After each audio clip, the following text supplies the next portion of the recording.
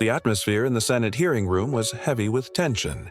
Senator Tommy Tuberville sat behind the polished desk, his Alabama accent ready to deliver what he thought would be a crushing blow. Across from him, Representative Jasmine Crockett of Texas sat calm and steady, hands folded, waiting for his move. Tuberville had just wrapped up questioning the defense budget, speaking with the confidence of someone who believed his years coaching football gave him authority on military matters. Leaning forward with a smirk, he said, "I've got some serious concerns about this spending plan, and I have to wonder if everyone here actually understands what our military really needs." His eyes locked onto Crockett. Then, with a tone that dripped with condescension, he asked, "Representative Crockett, with all due respect, what makes you qualified to talk about the military? What's your experience with the armed forces?" The challenge hung in the air as staffers looked up and phones began recording. Everyone knew this was about to turn into a moment, but before we get to Crockett's response, don't forget to like and subscribe so you don't miss these political showdowns. To see why this clash mattered, you need to know who the players were. Tuberville, a 69-year-old senator from Alabama, made his name coaching college football at places like Auburn and Texas Tech. Elected in 2020, he carved out a reputation as a staunch supporter of defense spending and a champion of old-school American values. Tuberville's supporters admired his blunt style and constant throwbacks to his coaching days whenever he talked about leadership or strategy. But there was a pattern. He often used his platform to cast doubt on whether younger politicians, especially women and people of color, were qualified to speak on major issues. He'd done it with climate change, the economy, and now military policy. His base loved it, seeing him as the seasoned veteran putting so-called newcomers in their place. Facing him was Jasmine Crockett, a 43-year-old representative from Texas. Since joining Congress, she had become one of the most respected voices on defense matters. A former civil rights lawyer with a razor-sharp legal mind, she was known for meticulous preparation and a talent for dismantling weak arguments. Back home in Dallas, she was recognized as a fighter for military families and someone who never backed down. But this moment went beyond two lawmakers. It reflected a broader pattern in American politics: older, white male politicians questioning the qualifications of younger women of color, especially on topics like the military that were traditionally seen as male territory. The stakes were enormous. Billions in defense spending, veterans' benefits, and national security were on the line. Tuberville's challenge wasn't just aimed at Crockett. It was an attempt to weaken her credibility on one of the country's most critical debates. What he didn't realize was that he had stepped straight into a trap. Crockett had been waiting for this moment, not to pick a fight, but to reveal a truth about military service that would leave him stunned. The truth was bound to surface, and when it did, it would reshape how people thought about expertise and authority in Congress. The hearing room buzzed with tension. Staffers leaned in, C-SPAN cameras rolled, and phones were ready to capture every second. Everyone could feel a big moment coming. But Tuberville wasn't finished. Mistaking Crockett's silence for weakness, he doubled down. Turning slightly to the gallery, as if playing to the crowd, he said, "This is exactly my point. We've got people making decisions about our men and women in uniform who don't really understand military life." His voice dripped with condescension. Democrats shifted uncomfortably, while Republicans nodded along. This was vintage Tuberville, questioning others' credentials while casting himself as the authority in the room. Crockett, though, sat still and unreadable. Her years as a trial lawyer had taught her the value of patience, letting opponents overextend before striking back. Tuberville leaned in, his accent thick with pride. "I spent 40 years coaching young men. I know what discipline looks like. I know sacrifice. I've prepared thousands for the battles of life. That's real leadership." He paused for effect, clearly savoring the moment. Then he aimed the question like a dart. "But tell me, Representative Crockett, what battles have you fought? What uniform have you worn? What military families have you counseled?" Tuberville's questions came one after another, each aimed at exposing what he assumed was Crockett's lack of military ties. Republicans smirked. They'd seen this routine before. flaunt credentials, corner the opponent, and watch them stumble. But Crockett didn't look rattled. Her expression shifted, not with embarrassment but with recognition, as if this was the moment she had been waiting for. "Senator Tuberville," she began, her voice steady, "I appreciate your questions about military experience and qualifications." The room leaned forward, expecting excuses or a pivot. Instead, she continued, "You're absolutely right. Understanding military service and sacrifice is essential for anyone making decisions that affect our armed forces. That's why I take these responsibilities so seriously." Tuberville nodded, believing he had forced the admission he wanted. But then Crockett reached into her folder and pulled out a stack of documents. "You asked about my experience with military families," she said, holding the papers high. "I'm glad you did, because it's important that everyone here knows exactly what qualifies me to speak on these issues." The energy in the room shifted. Staffers straightened in their seats. The smirks on Republican faces faltered. Crockett's voice sharpened. "You see, Senator, I've wondered when someone would finally ask me about my family's military service. I don't bring it up often, not because I'm not proud, but because I believe service speaks for itself, not as a political prop." For the first time, Tuberville's confidence cracked. Crockett no longer sounded like someone on the defensive. She sounded like a prosecutor with ironclad evidence, ready to deliver the blow he never saw coming. Crockett set the documents on the table and said firmly, "I think it's time to set the record straight." The room froze. Even the gallery, usually buzzing with whispers, went silent. Camera phones shifted from Tuberville to Crockett. Whatever was in those papers was about to flip the entire exchange. Tuberville's confidence faltered. The man who moments earlier seemed in control now looked like a coach whose game plan had collapsed. He started to interrupt, but Crockett pressed on. "My grandfather served in World War II," she began, her tone commanding. "My father served 2 tours in Vietnam. My brother served in Iraq. My cousin served in Afghanistan." With each statement, the weight of the documents grew heavier. Tuberville's face reddened as phones across the room recorded every second. "And that's only the beginning of my family's service," Crockett added, smiling for the first time. Not the polished smile of a politician, but the quiet confidence of someone who knew she had the winning hand. The moment destined to explode across social media had arrived. She lifted the first document. "This," she said, holding it high, "is my grandfather's Bronze Star citation from the Battle of the Bulge." The room fell silent. A Bronze Star, one of the nation's highest honors for valor. Tuberville's eyes widened as the enormity of his mistake sank in. Reading from the citation, Crockett's voice cut through the stillness. Technical Sergeant James Crockett distinguished himself by heroic achievement in connection with military operations against an armed enemy. During the German counteroffensive in December 1944, Sergeant Crockett repeatedly exposed himself to enemy fire to evacuate wounded soldiers from the battlefield. The words landed like a hammer. This wasn't just military service, it was heroism carved into history. Crockett wasn't done. She lifted another paper. "My father, Staff Sergeant Robert Crockett, earned the Silver Star in Vietnam.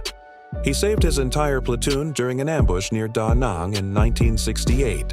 The Silver Star, the nation's third highest combat honor." Gasps rippled through the room.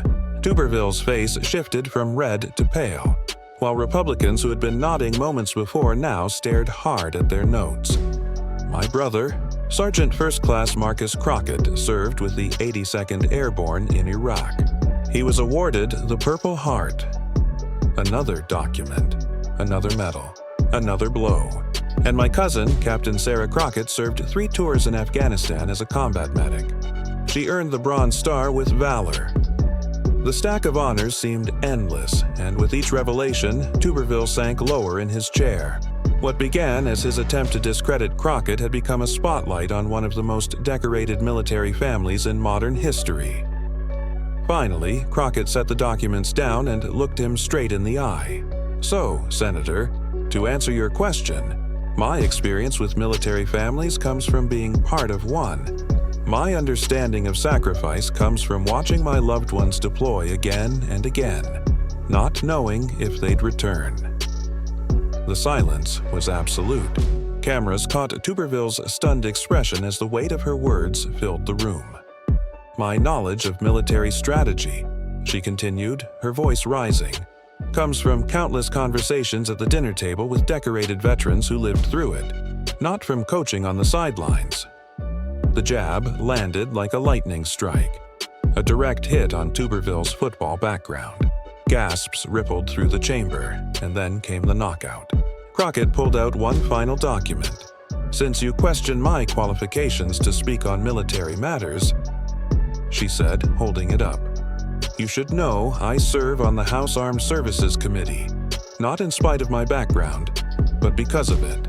This is my security clearance." She revealed the official paper, marked Top Secret. The room exploded with shock. "To some of the most sensitive military intelligence in this country," Crockett continued, holding the document steady. "I review classified operations, I'm briefed on national security threats, and I help decide funding for programs that protect our troops in combat zones worldwide." Her voice was calm but edged with authority, leaving no room for doubt. Tuberville tried to respond, but nothing came out. The man who had opened the exchange so confidently now sat dismantled by facts he never anticipated. "So, when you ask what qualifies me to speak on military matters," Crockett concluded, "the answer is simple. A family legacy of service and sacrifice that spans 4 generations and multiple wars." The room erupted, not in party-line applause, but in the kind of raw reaction people have when they witness something undeniable. Even Republican staffers nodded despite themselves. Tuberville sat stunned. His attempt at political theater flipped completely on its head. What was meant to embarrass Crockett had revealed her to have one of the most distinguished military legacies in Congress. "Any other questions about my qualifications, Senator?"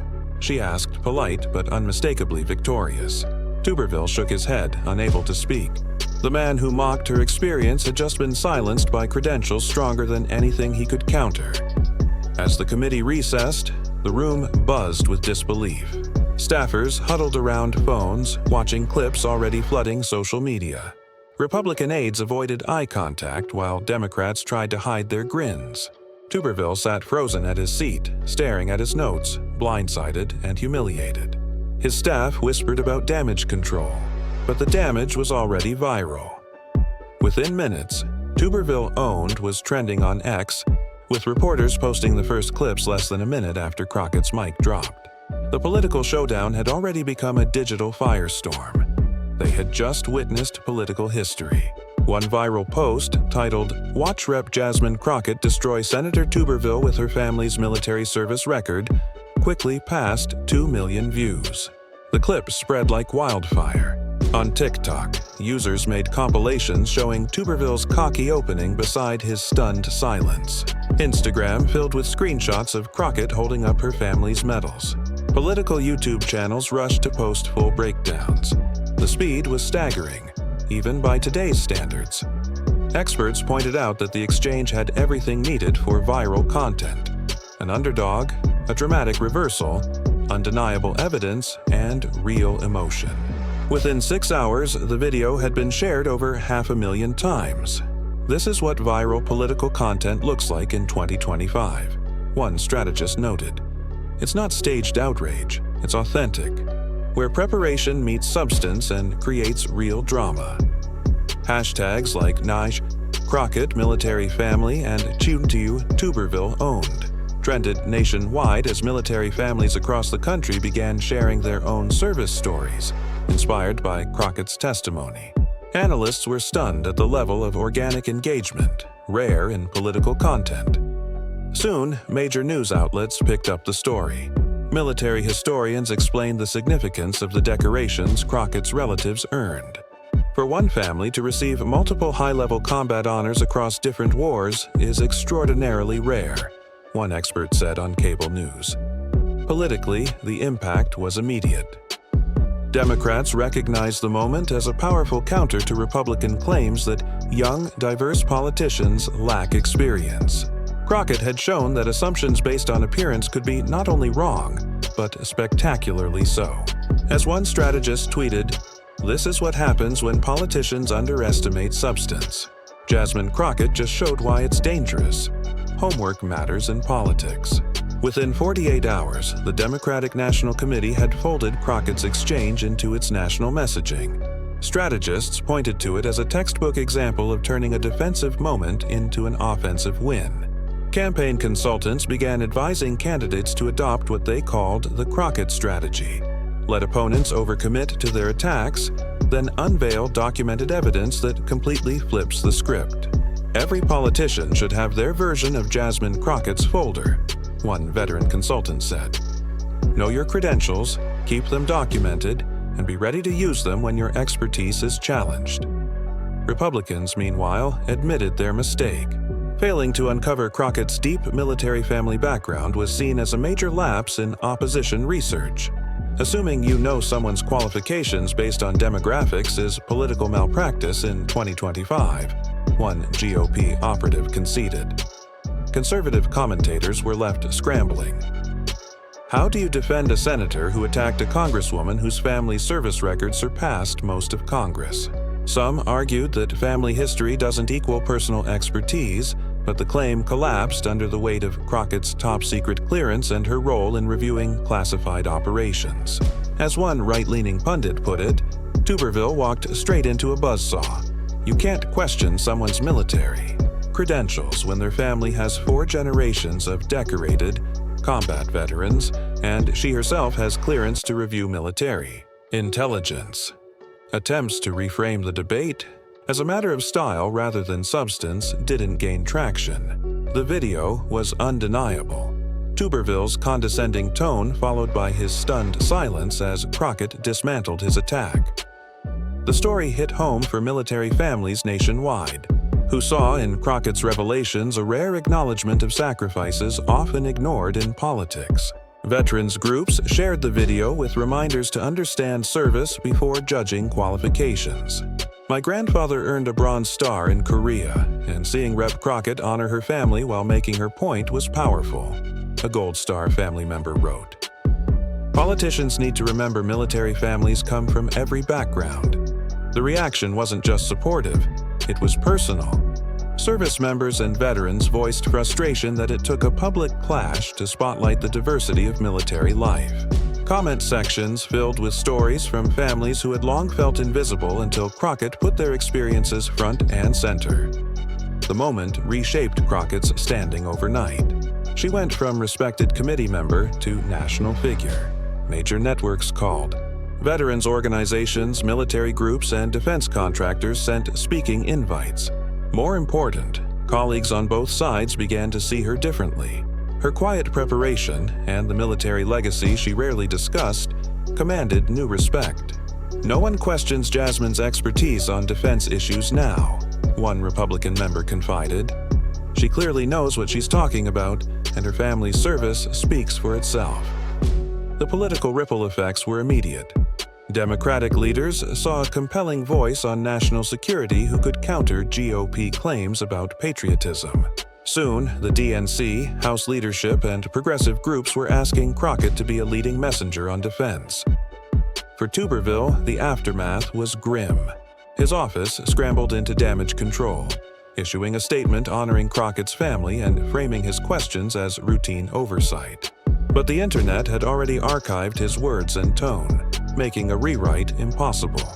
His communications team tried everything, stressing his support for military families, tooting committee work, recasting the exchange as legitimate oversight. But none of it stuck against a viral clip that captured a condescending challenge and a devastating rebuttal. Tuberville's downfall wasn't just about public embarrassment. It was the condescending tone and stunned silence caught on video. When you try to humiliate someone based on assumptions and it backfires this badly, there's no spin that works, one political communications expert explained. His team can issue all the statements they want, but everyone saw what happened. The fallout spread quickly. Inside his own party, Republicans quietly questioned whether Tuberville had become a liability on military issues. Some colleagues admitted frustration that his blunder had handed Democrats such a potent talking point. Conservative media figures, usually supportive of Tuberville's combative style, struggled to defend him. Arguments that family service didn't equal policy expertise fell flat against the sight of bronze and silver stars and the emotional weight of Crockett's story. Back home in Alabama, the political ground shifted. Local Republican leaders, many with military ties themselves, kept their distance, issuing vague statements supporting veterans without mentioning Tuberville by name. His approval ratings dipped, especially among military families who made up a key part of his base. Local newscasts featured disappointed veterans. "I voted for Tuberville because I thought he respected military families," one retired Army soldier said. Going after a woman whose family served with such honor, that's not the Alabama way. For political scientists, the lesson was bigger than one exchange. Crockett's win wasn't just about having stronger facts. It showed that in today's political arena, authenticity and preparation outweigh old ideas of authority. Behind closed doors, Tuberville's team scrambled to adapt, launching what they called opposition research reviews, internal audits to ensure they never again walked blindly into a confrontation as disastrous as this. 1. Tuberville's failure to uncover Crockett's military family. History was seen as a glaring intelligence lapse that could have been avoided with even basic preparation. The senator himself seemed changed afterward. Colleagues noted he appeared more restrained in committee, less likely to launch aggressive questions without doing his homework. The brash, confrontational style that once worked in football and early politics had been badly undercut by a single exchange. This shows how the old rules of political dominance don't apply anymore, one political scientist wrote. Age, gender, or traditional credentials don't automatically grant authority. Substance does, and voters can spot the difference.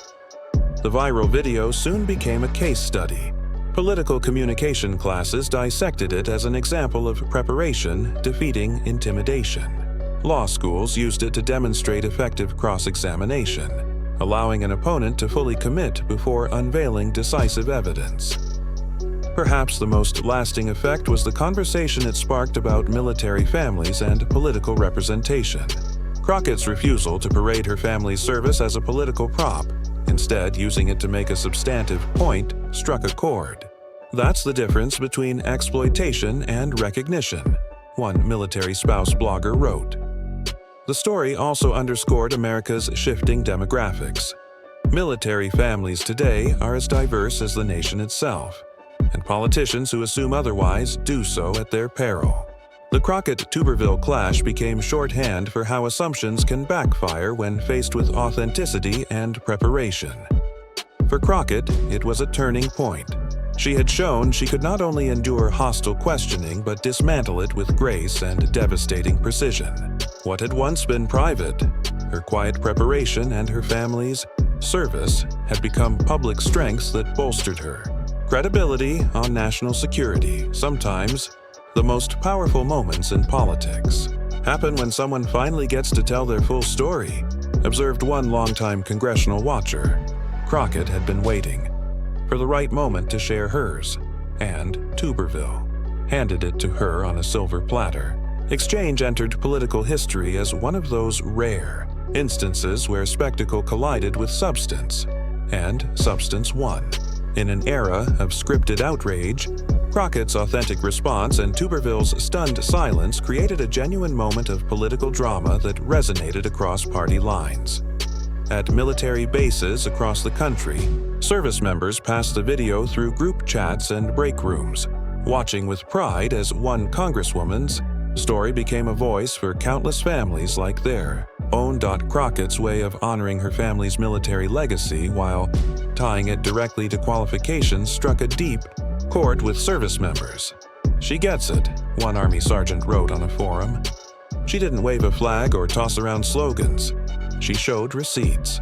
She understands military families because she is one." The moment also sparked conversations within military households about how often legacies of service remain private. Like Crockett's family, many see service as a duty, not something to advertise. Her testimony prompted thousands to share their own stories online, creating a rare moment of recognition for sacrifices usually overlooked.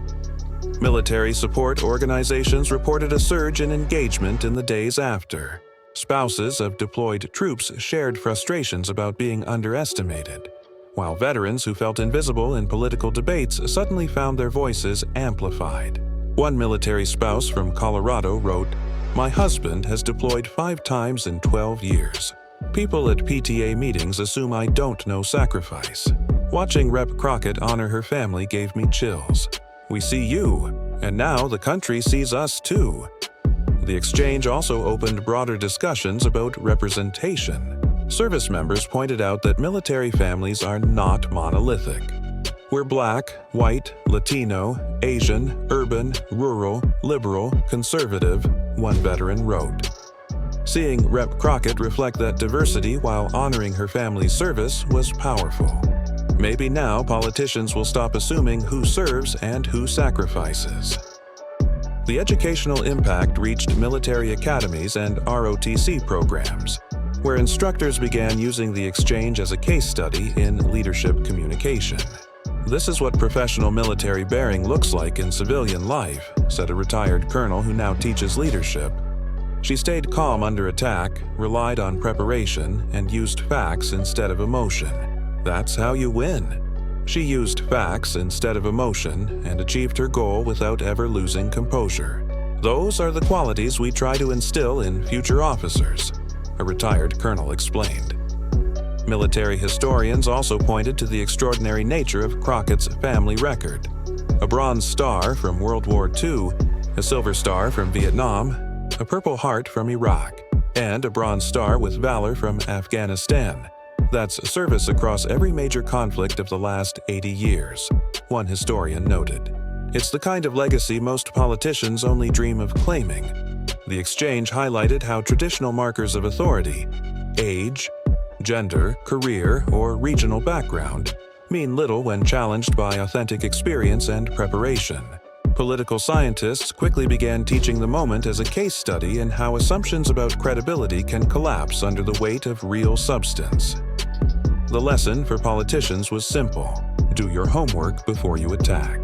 You never know what credentials your opponent might be carrying. For voters, it served as a reminder that true expertise comes in many forms, and the most qualified voice isn't always the loudest one. In the end, Tuberville had asked Crockett what made her qualified to speak on military matters.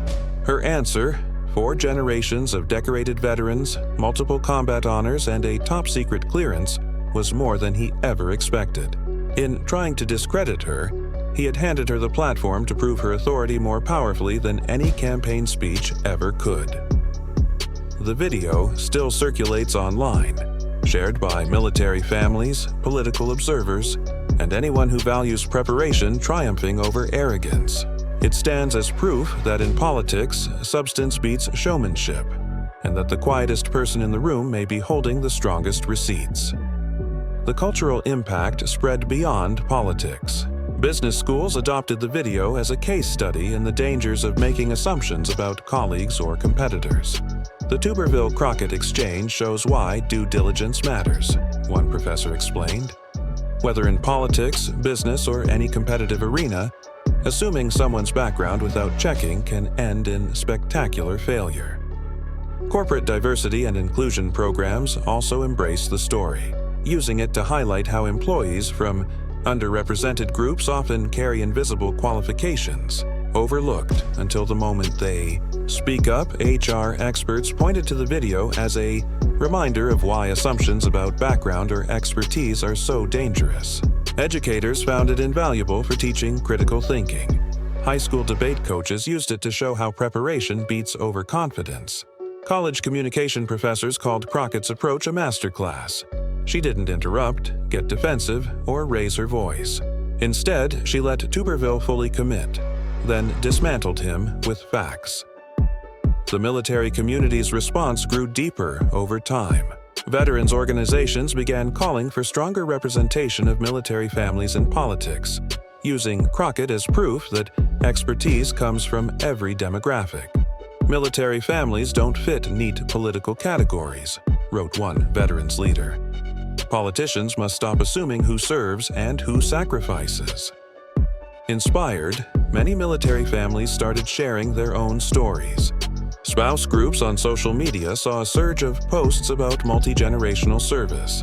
What Crockett had modeled, honoring family legacy without exploiting it, gave others permission to speak with pride.